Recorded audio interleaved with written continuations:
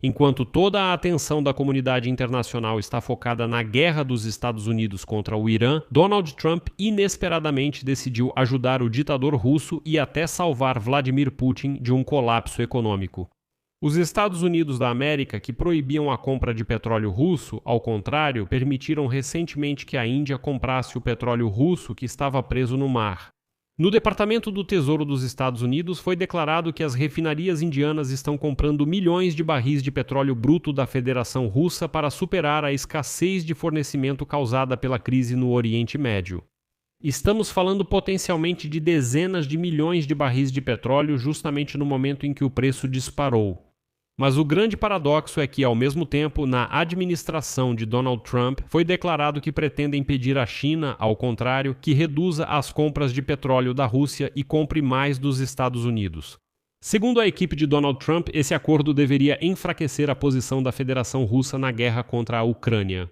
E como cereja do bolo dessa confusão, Donald Trump voltou a afirmar que é o presidente da Ucrânia, Volodymyr Zelensky, quem impede a obtenção de um acordo de paz, e que a Ucrânia está rapidamente perdendo posições para negociar. Ao mesmo tempo, no Kremlin, segundo Trump, Volodymyr Putin supostamente já está há muito tempo pronto para o diálogo. Meu nome é Alexei Petty. Vamos discutir esse assunto juntos, mas antes de começarmos, peço que você se inscreva no canal, deixe um like neste vídeo e escreva qualquer comentário abaixo. Isso ajuda muito na divulgação do conteúdo no YouTube e eu ficarei muito agradecido por isso. Além disso, inscreva-se no meu canal do Telegram Petty News. O link está na descrição deste vídeo. Lá publicamos notícias em tempo real assim que elas chegam. Então, o Departamento do Tesouro dos Estados Unidos da América tomou uma iniciativa. Na Índia, há uma isenção temporária de 30 dias que permite a compra de petróleo russo que atualmente está no porto ou no mar. O secretário do Tesouro dos Estados Unidos, Scott Bessent, informou isso. Ele explicou que a política energética do atual presidente americano, Donald Trump, levou ao maior nível de produção de petróleo e gás de toda a história. E então Scott Bessent acrescentou uma citação sobre a permissão temporária de Nova Delhi para a compra de petróleo russo que ficou suspensa.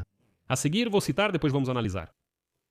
Para garantir a continuidade do fornecimento de petróleo ao mercado mundial, o Departamento do Tesouro dos Estados Unidos concede uma isenção temporária de 30 dias que permitirá que as refinarias indianas comprem petróleo russo.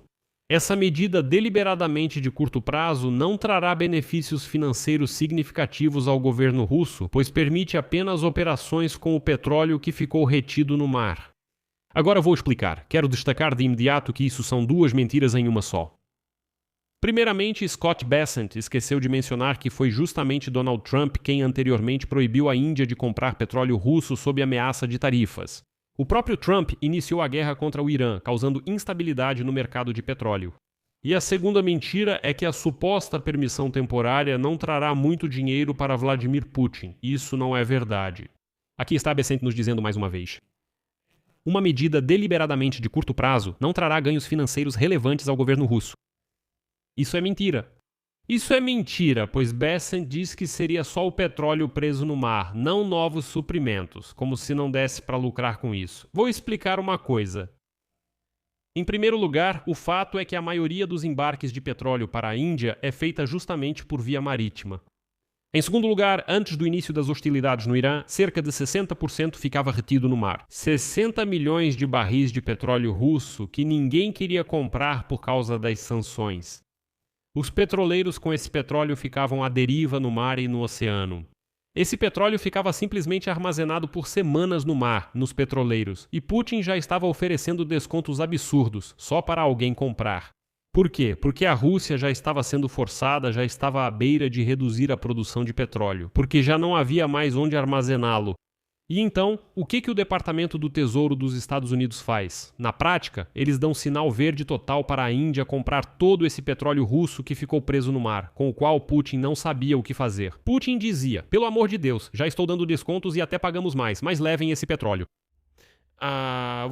E além disso, é preciso entender que a Índia agora é obrigada a comprar esse petróleo não com o desconto que Putin oferecia antes, mas por um preço alto. Levando em conta que o preço do barril do petróleo Brent saltou para $89 na véspera. Desculpe, mas é um movimento genial.